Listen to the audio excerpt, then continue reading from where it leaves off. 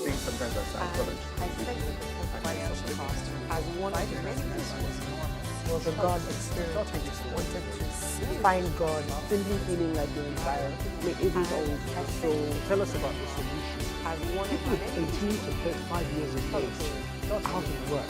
Hey, I don't have the skills for this particular problem to solve this particular problem. None of us talked about the bread salad.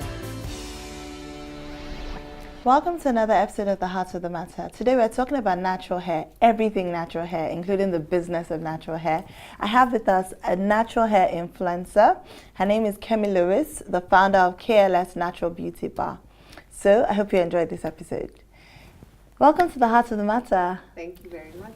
I remember when I started my natural hair journey, the first salon I actually went to was your salon. Okay. Can you tell us what you do, what KLS Natural Beauty Bar is about?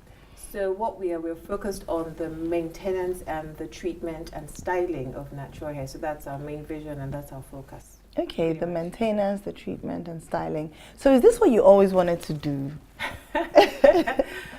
No, funny enough, I'm actually a lawyer. Yeah. Everybody always goes, really strange. But I'm a lawyer. I was called to the bar in January 2001. And I did work as a lawyer for quite a number of years until I got to a point in my life, what I like to call a crossroads. And I wasn't sure what I wanted to do. But I had a leaning, or I had a feeling in my heart to do my own business. And somehow this just came up, and it came up because I've always liked to do hair.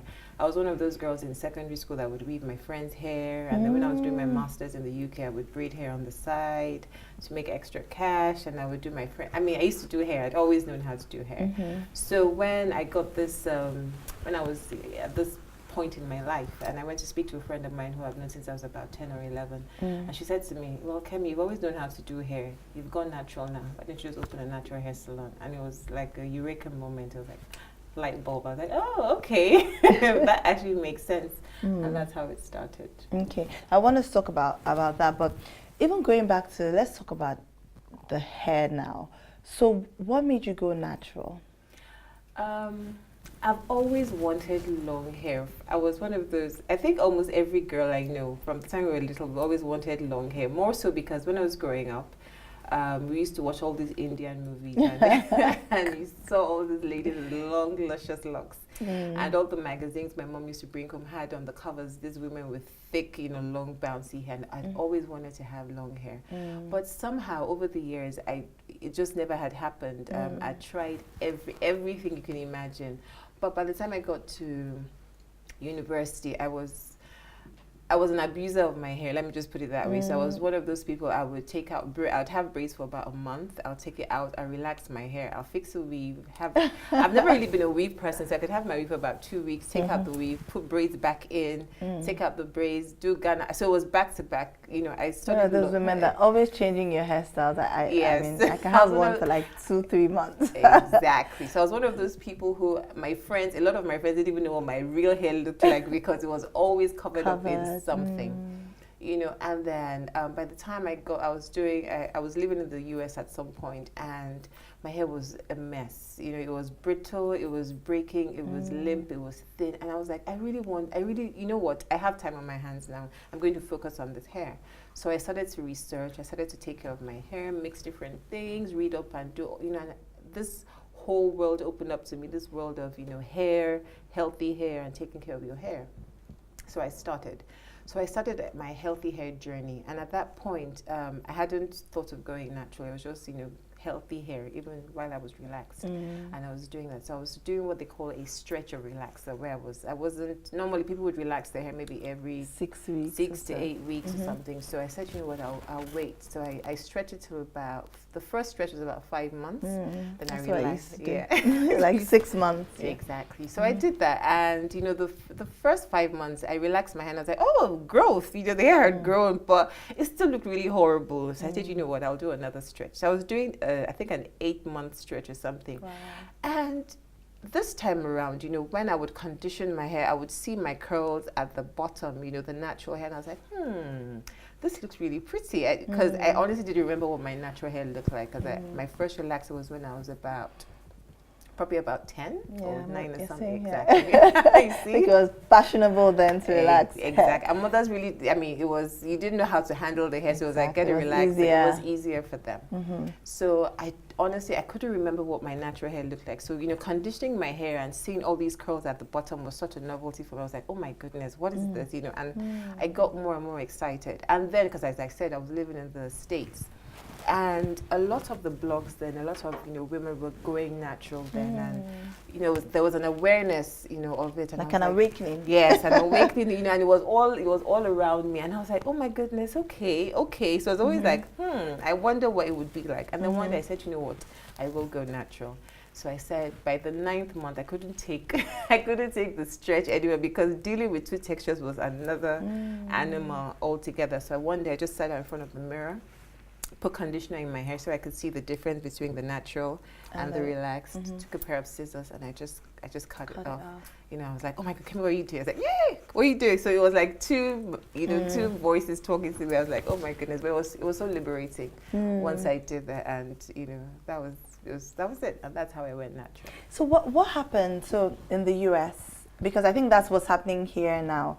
What was the awakening? Why did people all of a sudden realize that we can, go natural and ditch? What changed? I honestly can't say what where it started or what the trigger was, but there was some sort of trigger. And I think it started off with people wanting to be, to appreciate themselves and appreciate themselves the way they were made, their uniqueness, and ditch a lot of chemicals and go healthy. So I think it started with the health, with a healthy thing in their minds, and it went from not just food, but stuff you're putting on your body, and then of course the relaxers. And I think I'm not sure if it was about this time where there were a few studies about chemicals and black women and growths, or rather growths that came in their body. So I honestly don't know what the real trigger was, but it started off at some point, and then it just started to spread, in the States, and then sort of the world just took notice, and everybody just joined. And I think also social media helped a lot as well, because obviously information and knowledge passes faster. And I think for me, why did I go natural? It's just never even, like you said, you were 10. I was 10 when I relaxed my hair. And it wasn't even an option going natural. Like, I don't even think I had, like, really, it wasn't even, an option. And, but I realized, I think it was, obviously, I saw a few people with natural hair.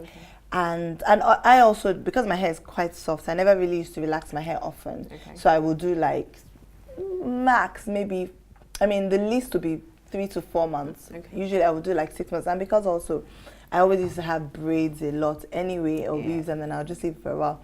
But I remember why I decided to go natural was, so I think I was pregnant with my 2nd child. And then obviously I didn't want to relax my hair, more knowledge, all these chemicals had issues. So I just left my hair for the whole stretch. And then afterwards I was like, okay, I can, rock this. And then the whole wig life started. So that helped as well, when you braid your hair. And just throw it and then so one day, it was, I think we had taken off the wig and I wanted to wash. So usually I'll just wash, braid, and then put it back.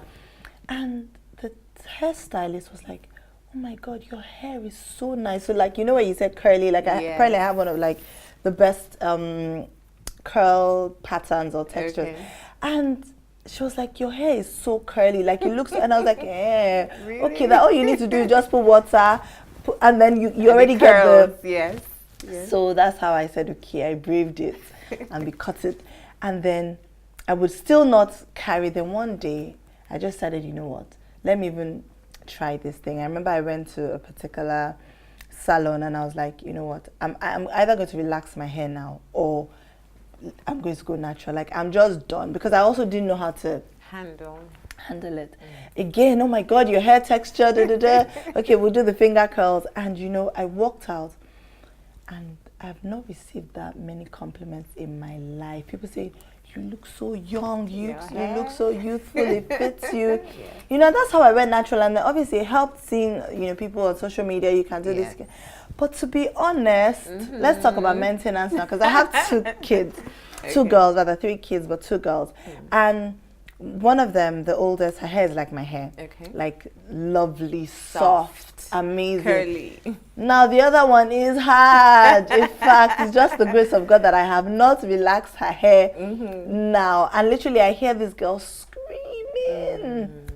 She's always begging me, Mommy, please, let's go to a natural hair salon. Let's go to a natural hair salon. I brought them to your salon actually, and they loved it the first time. But for me, it's I guess the distance and then also timing. So I just okay, let's go to the one next to my house, you know. But I want to talk about maintenance, how we can maintain natural hair. But we need to go on a quick break, so we'll continue after the break. Not a problem. Stay tuned. We'll be right back after the break.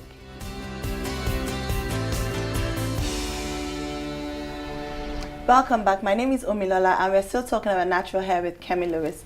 So before we went to the break, we were talking about maintenance, and I actually remember this, that the first time I took my kids, like I said, the first natural hair salon I went to was yours with my kids. And I remember I was just astonished by the way the hair was being combed. Like, and that was the first time my kids didn't cry at a salon. So let's talk about maintenance. But even though that has happened, obviously because of the distance, I haven't followed up with going to natural hair salon. I would not lie, I have been tempted to texturize my second daughter's hair because it's not the same texture as mine and my first daughter. And you wouldn't believe it, I cringe to say this, I actually jerry curled my hair. No. Even with all your beautiful curls, what happened? My beautiful curls. I don't know what it was. It was maintenance. Maybe it's lack of knowledge. I don't know. But it was maintenance. And I was just tired of, you know, wearing wigs. I do not like wigs at all. And you wouldn't even, I mean, there was no point because the week after I did braids. Anyway, the only plus is that it's lasted longer than it would last. But let's talk about maintenance, please. Okay. So with regard to maintenance, you've touched on one of the major issues, which is education. Even though, yes, we live in an internet age, you know, a lot of people still don't have, you know, the required knowledge as to how to maintain natural hair. And this is because, and this will take me to my second point, we all grew up with relaxed hair, as we said earlier, you know, so everybody is used to doing things in a certain way. So you now have this different head of hair, and you want to keep treating your natural hair the way you you treated your relaxed hair, which is you want to be able to get up, wash, just put it in a bun, in the ponytail and go. But it's not going to happen. And I tell people, so for instance, if you want to do your laundry, you've got whites, you've got reds, you've got wool, you've got cotton. You're not going to wash all of them the same way. So it's the same, you know, it's the same mindset. You know, there has to be exactly. There has to be a shift and some paradigm shift, so to speak. Because you can't treat natural hair the way you treated your relaxed hair over all those years. It's not going to work. The curl pattern is different.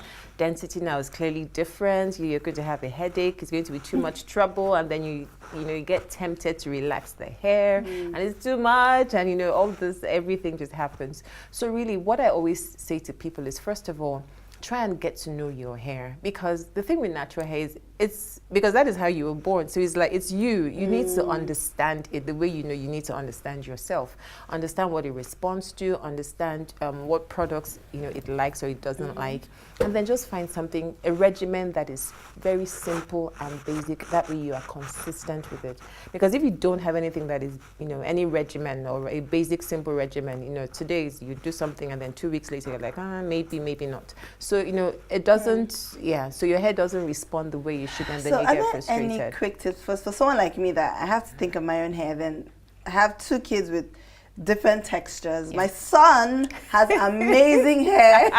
It's just your second daughter. Hair. I'm like, really? So do I have to then figure out individual, how to maintain each person's hair? Or is there like a general rule, like, put water, like, is there something that I can, like, quick for someone like you that is just really busy and not really interested? So, in terms of general, yes, there is, I like to say there's a general rule when it comes to creating a regimen, because what you need to do is create a regimen, because the same way for school, for their eating, this is what we're going to do, this is how we're going to pack it up and all of that. That way it's easier, you're able to do things, because everything is pre-planned. So with them, same thing, you want to, decide, okay, maybe every 2 weeks we're going to shampoo the hair and deep condition the hair. Immediately we do that, we'll just put the hair back into some sort of protective style. That way I don't have to worry about combing it every single day, because that is where the challenge is for a lot of people. And then every day, just a quick moisturizer just to make sure that the hair remains nice and soft. That's the general rule. Now, where you now have to tailor it to each person is, what is each person's texture like? So your second daughter, for instance, sounds like she has really thick coarse hair compared to your first daughter. So you probably need to switch up the products that you're using for her as opposed to what you're using for your first daughter. Same thing. So once you have that general rule and then the specifics in terms of tweaking the products, you're tweaking whatever it is, maybe in terms of the frequency, you're maybe moisturizing one. Maybe the first one could do with every other day, but she would need it to be done every single day. So those things, once you have that down pat and you understand it, then it's easier to work with. Because most times what happens is that people, you haven't understood what it is. So it's like every time you're doing something, it's almost like you're doing trial and error over and over and over again. So you're not really sure what is working and what is not working, and then you start to get frustrated. So that's what I would suggest. If that would help. Come to salons, natural hair. Please,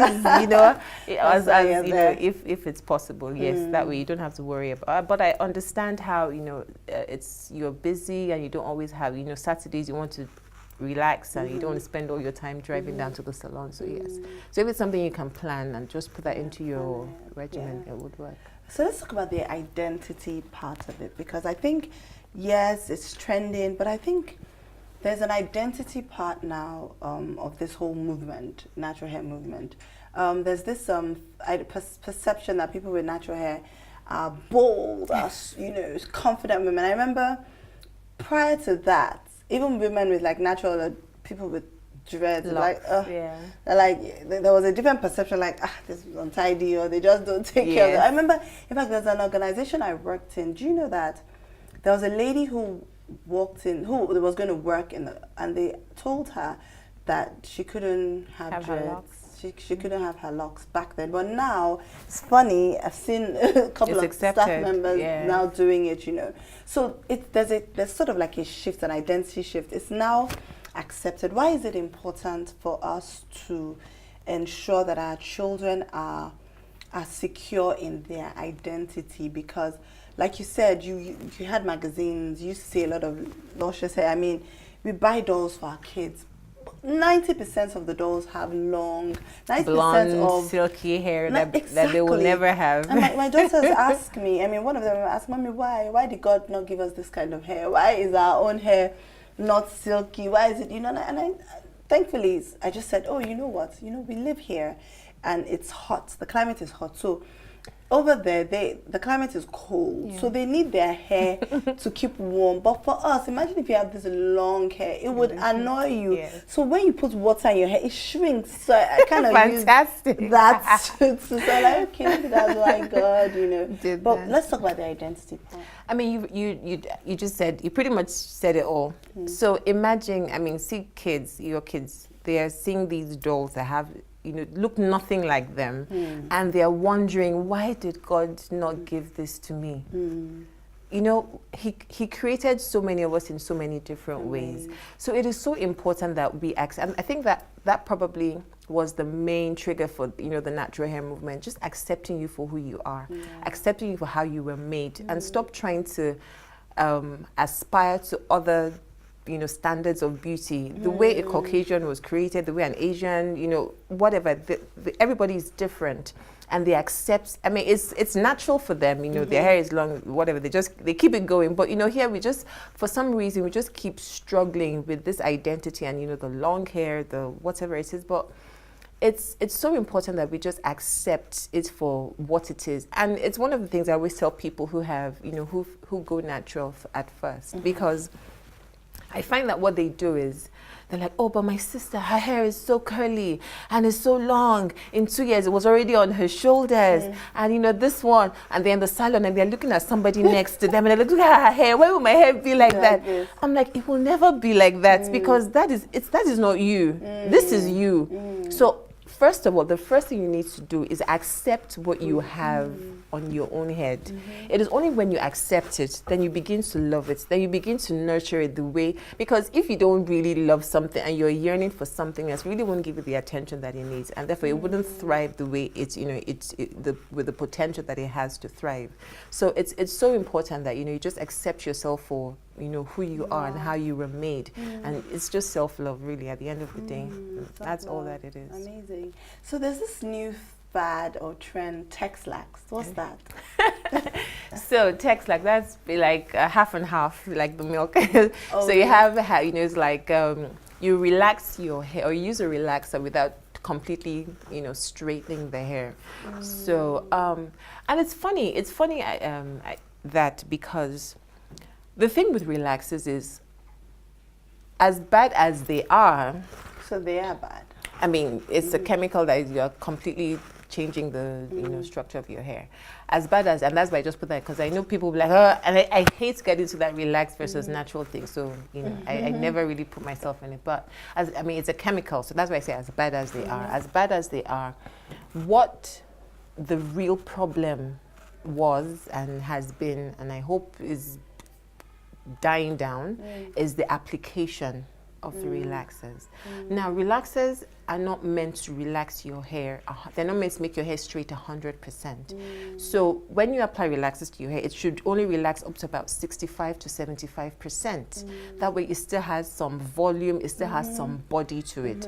But what people, you know, stylists, clearly not having the right education, would put this relaxer and comb it over and over until the disulfide bonds, you know, that's what it's in the hair, completely broken down, and the hair is straight and limp, and that's it. And that's why you have, and then unfortunately you then have people, they go back to get a retouch, and then they put relaxer not just on the new growth, but they put it on the formerly retouched hair, making the hair weak and all of that. So a Tex-Lax, I said all of that to go back to saying that a Tex-Lax really is almost like doing the relaxer the way it ought to have been done, which is not straightening the hair completely, but making sure that the hair still has some sort of body, you know, and volume to it, so it's not just limp and straight. Because unfortunately what's happening now is a lot of women now, especially in their 40s, 50s, their hair is just thinning out, and this is just from years of misapplication and misuse of relaxer. So that pretty much is it. Okay, we're going on another break, so we'll continue after the break. Yeah. Stay tuned, we'll be right back.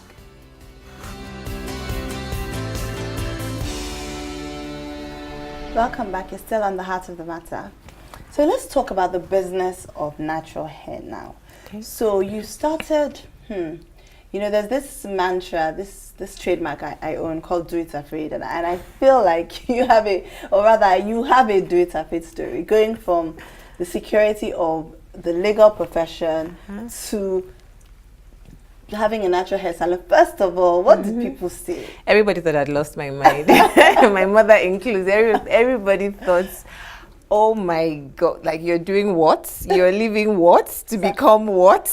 Hairdresser. That was just it. You are going to give up being a lawyer to become a hairdresser. You know, I think my mom just kept looking at me like, like what is, you know, and I had just come off, you know, another person up there had just gotten separated. So it was like, what is going on with this girl? Like, there's so many things happening to her. So it was like, But yes, everybody thought I was crazy, but I had a deep conviction. After that chat with my friend, and she had said to me that, you know, you've always known how to do hair, you're natural. Why don't you just go into, you know, open up a natural hair salon? And it was a light bulb moment. And from that moment, I was so excited about everything. I was writing down a plan, a business plan. I was just writing down stuff. And I mean, I had that conversation in March 2013. And we'd open up the first salon in August of the same year. And we're going to be 5 August 9th, yes. 5 years. It's crazy, but yes. So how was it initially? Because obviously it wasn't, I mean, it was catching on in Nigeria, but it hadn't caught on. Yeah, 5 years. So how was that, the initial phase? The first couple of weeks, let me say the first month, it was a little scary. It was quite scary because I remember moments of sitting down by the window and every car that passed, I would be like, are they coming here? Are you coming here? You know, and of course, you know, staff, I had this male stylist that did not buy into the vision at all. He thought I was another crazy. Madam, we can do relaxing. Madam, let's relax the hair now. Madam, let us put weave on. Madam, this. I was like, you know, and here I am with my own fears already, just trying to put everything together. And I have this person that's constantly in my ear about this, you know, so it was like, oh my goodness. But thankfully, you know, by the third month, everything started to sort of balance out a little, and more people, and because Careless Natural is the first natural hair salon, you know, to be opened here in Nigeria. So it was like, oh, okay, natural hair, there we go. And then once people started to hear about it, our business has grown from referrals by, I think, about 85-90% referrals. That's how the business has grown. You know, so once people started to hear about it and come, then it was like, oh my goodness. And then it was now, oh, you go to that salon, you have to wait for 3-4 hours. I was like, oh my goodness, how did that happen? So in the initial thing was a little, you know, slow to catch on, but once it caught on, and you know, it's been a fantastic ride since. So there's money in it. I guess at the end of the day, yes, there is. But you know, it's from what I have found out that it's not just about doing it for the money. Because thinking back now, I wasn't doing it because I wanted to make money. I wanted to do it because I wanted to do something that my heart was in. I wanted to make a difference, and I found that, you know, I was really passionate and excited about this. So I was willing to do any and everything, cleaning, sweeping, toilets, you know, whatever. I did it all because this was something that, you know, I had to excel at no matter what. So is there money? Yes, ultimately with everything, you know, once you put in the work, once you're focused, exactly, you bring value, because at the end of the day, are you bringing value? You know, what are people paying for? So once you have that value that you're bringing, then definitely. So we've been able to build a strong brand equity, I would say, and so yes. So for a young girl or a young lady that's watching this and loves natural hair and wants to go into natural hair business, what are the top 2-3 things that, you know, they need to consider, and what are the 3 challenges that they will most likely face? The first thing I would say is they need to actually know what they're doing, in terms of they need to understand hair. So it's not just about opening up a business for the sake of opening up a business. It has to be with thorough understanding. So a lot of research into hair, going for courses if possible. I mean, a lot of that wasn't available when I started off. So I had to do a lot of picking from here and there. And because of that, I'm actually opening up, I do a lot of training, and I'm starting an online course in another month or so, just to be able to reach as many people as possible. So you're training people to become natural hair stylists or to just take care of their own hair? So it's a combination of both. So I have people who are already stylists that, you know, they come in, or I have salon owners that send their stylists, or I have people who want to start their own salon and they want to learn, and then they come. So I've trained quite a number of, you know, a mix of that sort of, those sort of people. So first of all, understand what it is you're going to, so that you are able to leave your mark on what you're doing, because what I have found out that is your presence, you know, you have to leave that, your presence in your business, because that's what people really feed off on. And it's a culture. Once you start to build a culture, that's what people, that's what they feel, that's what they relate to, and that's what you're able to translate to your staff members. If you don't do that, you know, I mean, and the only way you can do that is if you understand what you're doing. That way you can actually get your hands dirty and begin to, you know, partake of what is going on there. So definitely has to understand what the business is about.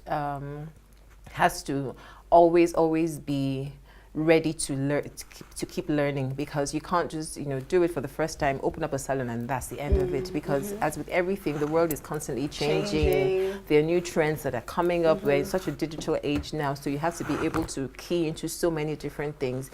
And then she also has to think, who is her target market?